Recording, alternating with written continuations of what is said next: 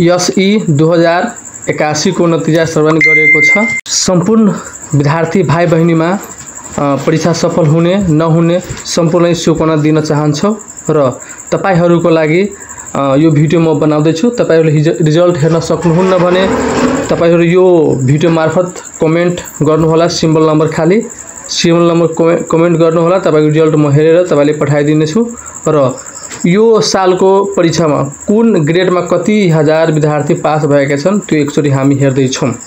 3.6 देखि 4 जीपीए ल्याउने 48,177 जना रहेको। त्यस्तै 3.2 देखि 3.6 जीपीए ल्याउने 81,385 जना रहेको छ।